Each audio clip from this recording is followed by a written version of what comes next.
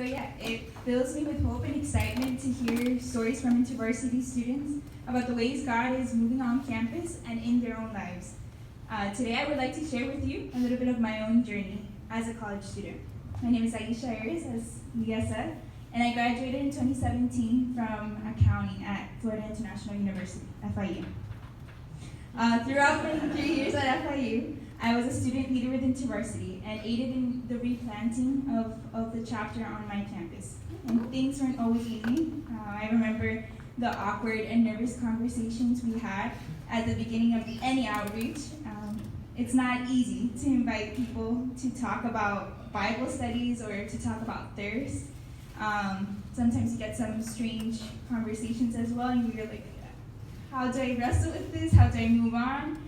But I'm thankful for the friendships that I made, friendships that I continue to have, and that even on the hardest days we're available for one another to pray and to encourage each other to continue the work. I'm also thankful for the different events and conferences InterVarsity hosted each semester that challenged us to trust God and to know Him deeply. One of those events that changed my life was Raíces, a weekend service learning opportunity with migrant families in Apopka. Apopka is in central Florida, so it was a few minutes away from Orlando actually. The idea of Raíces was to provide the opportunity to hear stories of the migrant workers and to reflect on our own journey as children of immigrants in this country.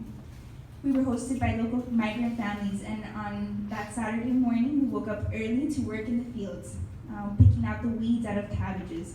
I remember the different reactions each of us had towards the idea of waking up early and going out to the fields. Some were very nervous, others were completely freaked out. Me, I was excited. I was like, woohoo, gardening!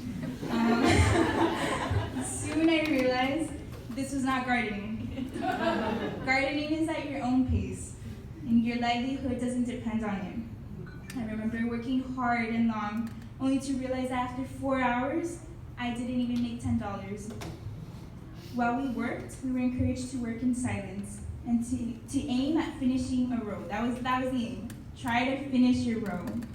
In the silence, I reflected on the parable of the workers in the vineyard found in Matthew 20. So if you've read that story, it talks a little bit about this master of a vineyard who goes out various times throughout the day to hire laborers into his vineyard. And to all, he offers the same payment, 1 denarius. But unlike other masters, it seems like he doesn't hire based off the work that he has in his vineyard. Instead, he hires based off compassion and generosity.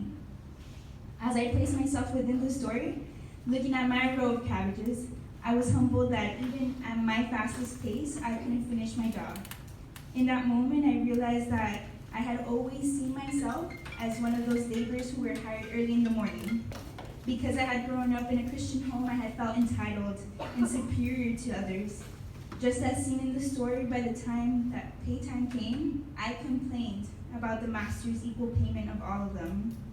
The problem was that I wasn't one of those that was hired early on. I had been part of the last batch. My master had been moved by compassion and generosity. His grace had saved me and given me purpose, but I had taken it for granted. That day, my identity also took on a different layer of meaning. Although my parents had never worked in the fields, the life of an immigrant is of starting from zero and having to readjust to a foreign culture. It means working odd jobs, even though in your country you were an engineer or a doctor. That weekend left all of us appreciating our raíces, our roots and heritage as Latino students, honoring the efforts of our families as they moved to this country and choosing to explore what it means to be a Latino here in the U.S. I appreciate the spaces InterVarsity makes to talk about ethnicity and culture, whether it is through worshiping in different languages or hearing speakers from a variety of backgrounds. In many ways, it helped shape my identity as a daughter of Chilean immigrants. Who would have thought that years later, I would have been sent to my own? Today, I'm preparing to serve as staff with InterVarsity Link, and I will be sent to the movement in Chile called GBU, Grupo Bíblico Universitario. Currently, there are over 1.2 million immigrants in Chile. the majority coming from Venezuela, Peru, Haiti, and Colombia. Thousands of them are studying in Chile's universities, feeling the pressure and isolation it brings from being far from home.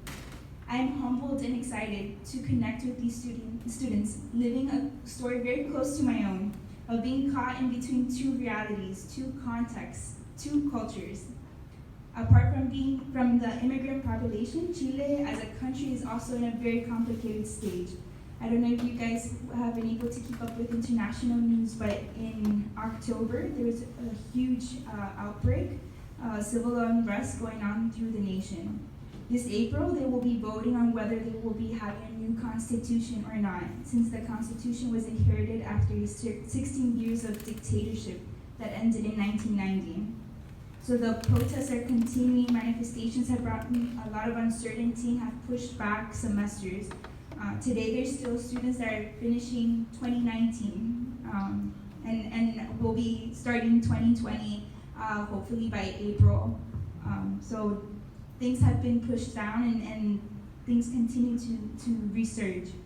As I prepare for the many challenges it brings to move to Chile, I'm thankful for the preparation I received as a student in InterVarsity. I had the opportunity to explore my identity as a Latina and learn to have that thirst and longing for revival on my campus. That same longing I have for FIU, I have for South Florida, I have for Chile. And I have full confidence that Jesus is already at work. He goes before me. He has gone before us into these spaces. And he's inviting us, right? He invites you and me to join him. His grace and generosity is calling students to him and moves us to walk in trusting him. Will you come and be part of what God is already doing on campus?